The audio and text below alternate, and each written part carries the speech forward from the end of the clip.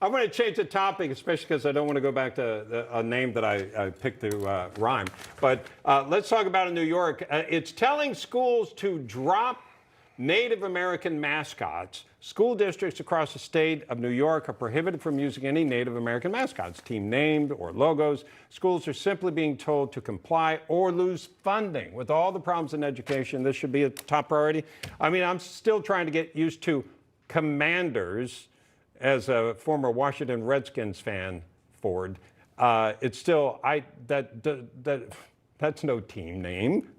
I don't know. Yeah, I'm still also getting used to Guardians in Cleveland, despite some historic bridge that they've revisionist history made up about just to placate the cancel culture left. It was Right. I would be okay with this if I thought this was about driving out Native American mascots from New York schools, but it's not. This is the performative art of the cancer culture left, and they're going to eye something much bigger eventually. They are going to eye Thanksgiving. They want that gone, and eventually they're going to destroy the very meaning of America. This is what they do. They regroup, they pick on something that they think is easy, and it's always about something else, and we have to be mindful of that, and that's why you have to put your foot down. I believe that in New York, there's something like 50 or 60 schools still left on the hook, according to the Department of State of Education. But you know what? These schools should honestly fight back, because if they don't, they're just going to get taken advantage of again down the line. Yeah. Let's move on to this, Brian.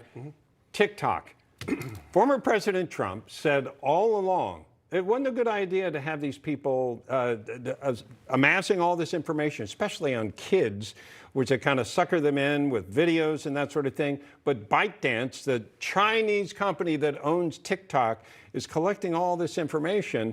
And now the administration is kind of figuring out, you know what, that's kind of true.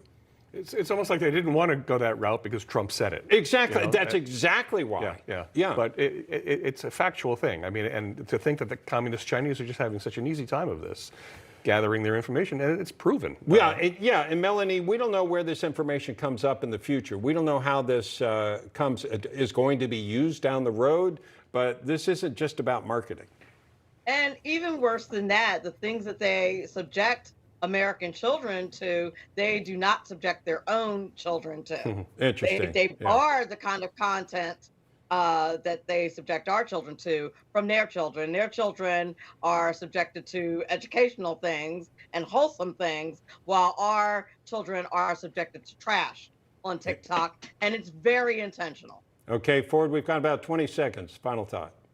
The Chinese Communist Party is the greatest threat to America and all of humanity in the 21st century. Stop taking part in TikTok, because all you're doing is basically helping the Chinese gather the information, because the CCP really means rob, replicate, and reproduce, and that's where they're headed. Okay, very good. See what you did there. Ford O'Connell, Melanie Collette, and Brian Anderson.